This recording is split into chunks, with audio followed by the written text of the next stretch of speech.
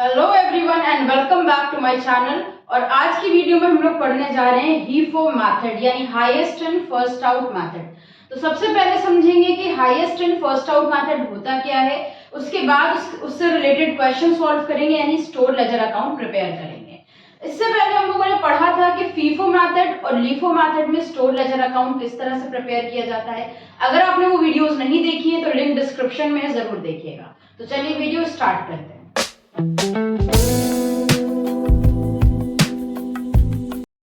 तो हम लोग समझते हैं कि highest and first out method होता क्या है। यहाँ पर फर्स्ट पॉइंट में कह रहे हैं under this method material issued are charge at the rate of highest price material in store. जितना भी मटेरियल खरीद कर स्टोर में रखा गया है उसमें से जो सबसे महंगा मटेरियल है उसे सबसे पहले स्टोर से इशू करना है, ये ऐसा बोल रहे हैं। इनका कहना है कि स्टोर में आपके पास जितना भी मटेरियल है उसमें से सबसे महंगा जो मटेरियल है उसे सबसे पहले स्टोर से इशू करिए यानी डिपार्टमेंट में भेजिए। सेकेंड पॉइंट में कह रहे हैं the highest rate is continue to be used until material at that highest price is exhausted, after which the next highest price is used। यानी जब भी आप डिपार्टमेंट से मटेरियल को इशू कर रहे हो तो जो सबसे ज्यादा प्राइस वाला मटेरियल है सबसे पहले आपको उसको इशू करना है और तब तक इशू करते रहना है जब तक वो सबसे महंगा वाला मटेरियल पूरा खत्म नहीं हो जाता। एक बार वो सबसे महंगा वाला मटेरियल पूरी तरह से इशू हो जाए, खत्म हो जाए, स्टोर से चला जाए, उसके बाद जो मटेरियल बचेगा उसमें से देखिएगा कौन सा सबसे महंगा है। अब बचे हुए मटेरियल में जो सबसे महंगे रेट वाला मटेरियल है उसको इशू करना स्टार्ट करेंगे हम लोग। तो यही होता है highest and first out method में कि जो भी मटेरियल अवेलेबल है स्टोर में उसमें से सबसे हाईएस्ट प्राइस वाला मटेरियल आपको इशू करना है। देन थर्ड पॉइंट में कह रहे हैं HIFO method. In HIFO method the production absorb the highest cost of material. क्या बोला? प्रोडक्शन एब्जॉर्ब करता है highest cost of material and the closing stock is valued at the lower rates। यहाँ पर बोल रहे हैं कि जब आप प्रोडक्शन करते हो तो प्रोडक्शन की जो कॉस्ट होती है उसमें जो मटेरियल होता है वो सबसे महंगा वाला होता है, क्योंकि आप प्रोडक्शन के लिए महंगा वाला मटेरियल इशू कर रहे हो तो आपका जो प्रोडक्शन की कॉस्ट होगी वो भी ज्यादा होगी। तो cost of material highest and first out method में हमेशा ज्यादा होती है और जो क्लोजिंग स्टॉक होता है वो हमेशा लोअर रेट पर होता है। क्यों? क्योंकि क्लोजिंग स्टॉक क्या होता है? स्टोर में बचा हुआ जो इन्वेंट्री होता है उसी को बोलते हैं क्लोजिंग स्टॉक। तो स्टोर में जब आपने सारा महंगा वाला मटेरियल इशू कर दिया प्रोडक्शन के लिए तो स्टोर में जो सामान बचा है वो सस्ता वाला है, यानी आपका क्लोजिंग स्टॉक हमेशा कम प्राइस पे शो करता है और आपका कॉस्ट ऑफ मटेरियल हमेशा ज्यादा आता है HIFO मेथड में, ध्यान रखिएगा। फोर्थ पॉइंट में कह रहे हैं this method is suitable for pricing of material issued to cost plus method to cost plus contract and monopoly product. ये मेथड कहां पर सूटेबल है? ऐसे कॉन्ट्रैक्ट जहां पर कॉस्ट प्लस कॉन्ट्रैक्ट होता है, यानी हम कॉस्ट में एक्स्ट्रा प्रॉफिट अपना ऐड करके फिर कॉन्ट्रैक्ट करने के लिए आगे मटेरियल को भेजते हैं। तो कॉस्ट प्लस कॉन्ट्रैक्ट और मोनोपोली प्रोडक्ट। मोनोपोली प्रोडक्ट क्या होता है? ऐसा कोई प्रोडक्ट जिसमें आपकी मोनोपोली हो कि वैसा कोई दूसरा प्रोडक्ट ना बना रहा हो, आप ही बना रहे हो। तो ऐसा अगर प्रोडक्ट है आपका जो मोनोपोली प्रोडक्ट है या फिर आप कॉस्ट प्लस कॉन्ट्रैक्ट कर रहे हो देन ये मेथड सूटेबल होगा, अदरवाइज इस मेथड को सूटेबल नहीं माना जाता है। लास्ट फिफ्थ पॉइंट में कह रहे हैं this method is not popular and it is not adopted widely. ये मेथड ज्यादा पॉपुलर नहीं है और ना ही इसको वाइडली एक्सेप्ट किया जाता है, ज्यादा लोग इसको एक्सेप्ट नहीं करते हैं। अगर हम प्रेजेंट टाइम की बात करें तो इस मेथड को एक्सेप्ट नहीं किया जाता है। क्यों नहीं किया जाता है? क्योंकि ये मेथड क्या करता है, सारे जितना भी प्रोडक्शन होता है वो क्योंकि इस मेथड में हम लोगों ने हाईएस्ट प्राइस पर किया होता है तो ये मेथड हमारी कॉस्ट ऑफ प्रोडक्शन को इंक्रीज कर देता है, जिसकी वजह से हमारा जब प्रोडक्ट बनकर महंगे पे तैयार होगा तो हम प्रॉफिट ज्यादा नहीं कमा पाते हैं और मार्केट में अगर हम बहुत ज्यादा प्राइस पर बेचेंगे अपना प्रॉफिट मेंटेन करने के लिए तो हमारा प्रोडक्ट बिक नहीं पाएगा। तो इसीलिए अगर आपका प्रोडक्ट मोनोपोली प्रोडक्ट है तब तो ये सूटेबल है, अदरवाइज ये सूटेबल नहीं होता है बाकी के प्रोडक्ट्स के लिए। तो अगर प्रेजेंट टाइम की बात करें तो ये मेथड बहुत ज्यादा पॉपुलर नहीं, बहुत ज्यादा एक्सेप्ट नहीं किया जाता है, लोग इसको ज्यादातर यूज नहीं करते हैं। बट हम लोगों के सिलेबस में है तो हम लोग इसको पढ़ भी रहे हैं और हम लोग इसके अकॉर्डिंग स्टोर लेजर प्रिपेयर करना भी सीखेंगे। तो अब चलते हैं स्टोर लेजर की तरफ। तो क्वेश्चन सॉल्व करते हैं। यहाँ पर हम लोगों के सामने देखिए HIFO मेथड का क्वेश्चन इसमें कह रहे हैं show the following information in store ledger account if HIFO system is followed. हम लोगों को ये इन्फॉर्मेशन जो है इसे स्टोर लेजर में शो करना है हीफो मेथड को फॉलो करते हुए। इन्फॉर्मेशन क्या दी हुई है, डेट ऑफ परचेज दी है कि 2023 में इस डेट पर सामान खरीदा गया है, फैक्ट्री में आया है, और डेट ऑफ इशू दी है कि किस किस डेट पर फैक्ट्री में स्टोर से सामान इशू करके डिपार्टमेंट भेजा गया है प्रोडक्शन के लिए। तो चलिए इनको स्टोर लेजर में हम रिकॉर्ड करते हैं। यहाँ पर देखिए स्टोर लेजर फिर से बता देते हैं कैसे बनाना है। आपको हेडिंग डालना है स्टोर लेजर अकाउंट, ब्रैकेट में आप मेंशन कर सकते हैं कि आप कौन सा मेथड यूज कर रहे हैं। देन आपको अपने पेज पर फर्स्ट कॉलम बनाना है डेट का। डेट का कॉलम बनाने के बाद जो भी बचा हुआ पेज होगा उसे 3 इक्वल पार्ट में डिवाइड कर देना है। फर्स्ट पार्ट होगा रिसिप्ट, सेकंड पार्ट होगा इश्यूज एंड थर्ड पार्ट होगा बैलेंस। अब हर एक पार्ट को आपको 3 पार्ट में ब्रेक करना है, यानी रिसिप्ट को भी 3 पार्ट में ब्रेक करना है, इश्यूज को भी 3 पार्ट में ब्रेक करना है, बैलेंस को भी 3 पार्ट में ब्रेक करना है। अभी जो आपने 3 पार्ट में ब्रेक किया इसमें से पहला कॉलम होगा यूनिट, सेकंड होगा रेट, थर्ड होगा अमाउंट। इसी तरह से सारे कॉलम्स में यूनिट रेट अमाउंट लिखकर आपको स्टोर लेजर अकाउंट प्रिपेयर कर लेना है। अब स्टार्टिंग से क्वेश्चन को सॉल्व करते हैं। फर्स्ट डेट है 1 जनवरी। पहले क्वेश्चन को रीड कर लिया, हमें ऊपर किसी तरह का ओपनिंग बैलेंस नहीं दिया हुआ है, डायरेक्ट 1 जनवरी से इन्होंने परचेज करना स्टार्ट किया है। 1 जनवरी को 450 यूनिट्स खरीद रहे हैं 2.20 के हिसाब से।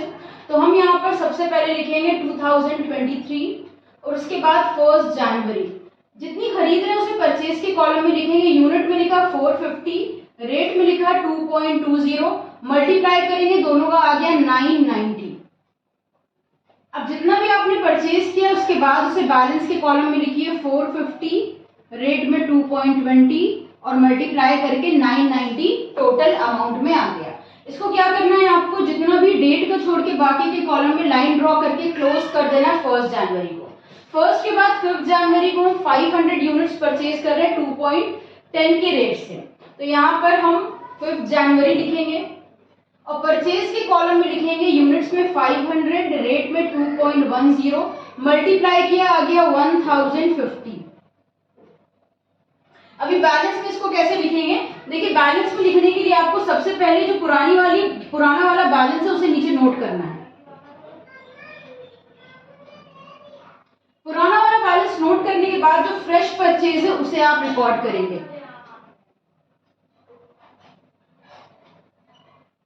ये हो गया आपका बैलेंस रिकॉर्ड। इस तरह से 5 जनवरी बैलेंस हमेशा ध्यान रखिएगा, पहले पुराना वाला बैलेंस नीचे नोट करिएगा, देन फ्रेश जो परचेज किया है उसे रिकॉर्ड करिएगा। 5 जनवरी के बाद यहाँ पर देखिए 10 जनवरी को 400 यूनिट हम लोग इशू कर रहे हैं। तो हम लोग यहाँ पर लिखते हैं 10 जनवरी। इशू के कॉलम में लिख देंगे 400 यूनिट्स।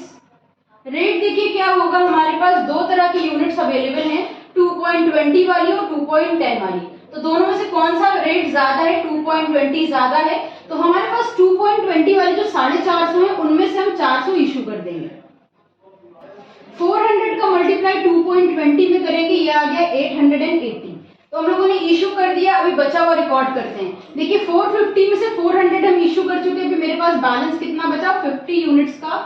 2.20 वाली बची है 50 यूनिट्स, तो यहाँ पर आ गया 110। और ये 500 अभी पूरी अवेलेबल है, तो इन पूरी को ये पूरी 500 नीचे नोट कर देंगे और इनका अमाउंट 1050। इसके बाद हम इसे क्लोज कर देंगे।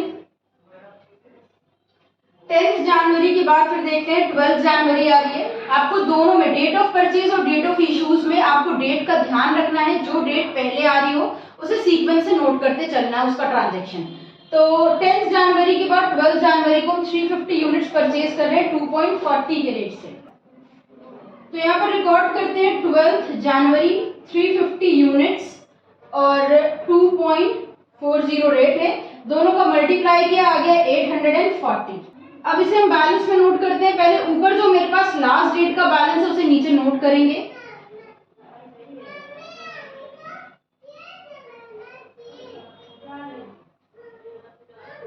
इसे रिकॉर्ड करने के बाद जो फ्रेश परचेज किया उसे रिकॉर्ड करेंगे। 350 यूनिट्स, रेट में 2.40 और टोटल आ जाएगा 840 और ये कॉलम भी हम क्लोज कर देंगे।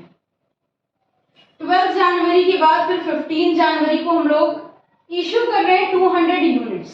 तो यहाँ पर इशू करने के लिए लिख देते हैं 15 जनवरी में, इशू के कॉलम में लिखना है 200 यूनिट इशू कर रहे हैं। अब देखिए मेरे पास सबसे महंगा वाला जो मटेरियल है, हाईएस्ट रेट कौन सा है, तीन तरह का मटेरियल है, इसमें सबसे हाईएस्ट रेट है 2.40।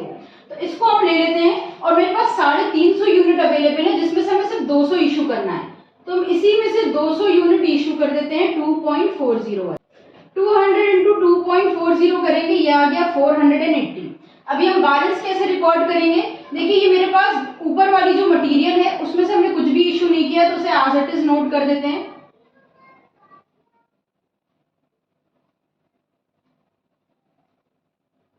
बैलेंस में क्या करना है, लास्ट वाला देखिए 350 में से हम 200 यूनिट ऑलरेडी इशू कर चुके हैं, तो मेरे पास बैलेंस कितना है 150, रेट है 2.40 और यहाँ पर 150 इंटू 2.40 करेंगे,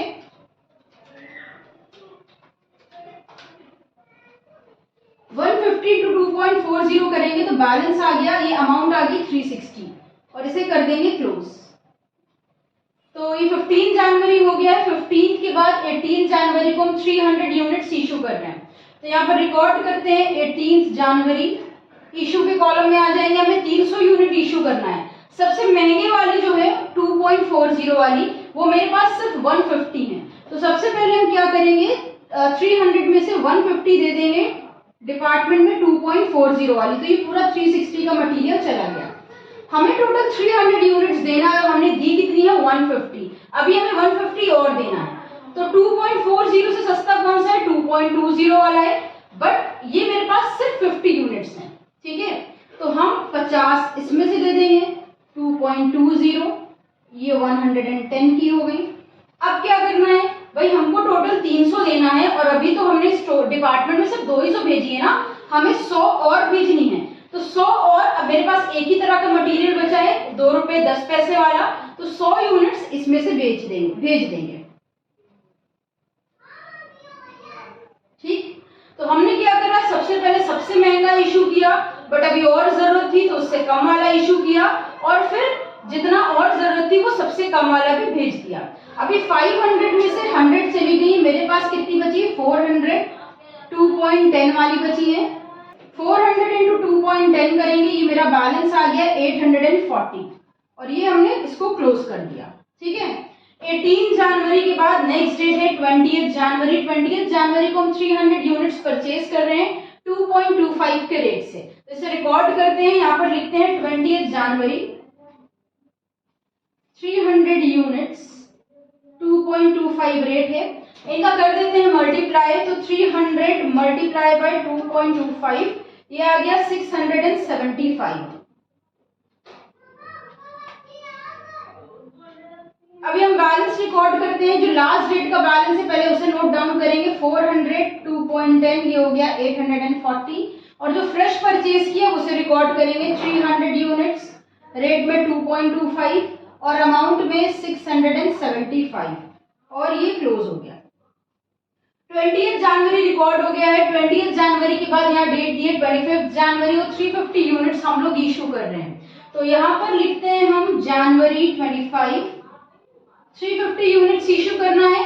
सबसे पहले चेक करते हैं हाईएस्ट प्राइस कौन सी है, दोनों में से हाईएस्ट प्राइस 2.25 है, बट हमें 350 यूनिट भेजनी डिपार्टमेंट में, मेरे पास महंगी वाली सिर्फ 300 है, तो पहले 300 तो हम महंगी वाली दे देते हैं,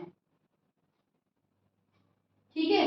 अभी जब 300 महंगी वाली चली गई तो अभी 50 और भेजनी है, वो हम इससे सस्ती वाली यानी ये जो 400 बची इसमें से 50 भेज देते हैं 2.10, मल्टीप्लाई करते हैं 50 इंटू 2.10 105, 105 रुपए का मटेरियल चला गया। बैलेंस निकालते हैं, देखो 300 यूनिट जो थी वो पूरी इशू हो गई है, 400 में से कितनी इशू हुई 50, तो माइनस करा, बैलेंस कितना बचा 350 यूनिट्स 2 रुपए 10 पैसे वाली, मल्टीप्लाई करते हैं 350 इंटू 2.1, ये हो गया 735, ठीक है। सारी महंगी वाली इशू हो गई और हमारा जो क्लोजिंग स्टॉक है वो कौन से प्राइस पर शो करेगा, सस्ती वाली प्राइस पर शो करेगा। तो ये देखिए हमारा क्लोजिंग स्टॉक निकल कर आ गया है 350 units at the rate of 2.10 और अमाउंट है 735, ये हो गया हमारा क्लोजिंग स्टॉक, ठीक है। तो हम लोगों ने समझ लिया है कि हीफो मेथड होता क्या है और हीफो मेथड से स्टोर लेजर कैसे प्रिपेयर किया जाता है।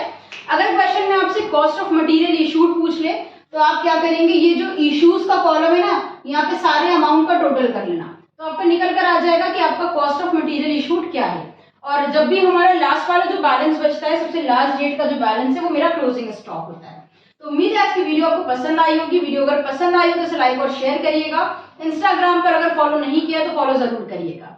अगर किसी टॉपिक में डाउट है तो कमेंट में बताइएगा कि हम किस टॉपिक पर नेक्स्ट वीडियो बनाएं। चैनल पे नए तो उसको सब्सक्राइब करिएगा। वीडियो पसंद आई तो इसे लाइक और शेयर करिएगा।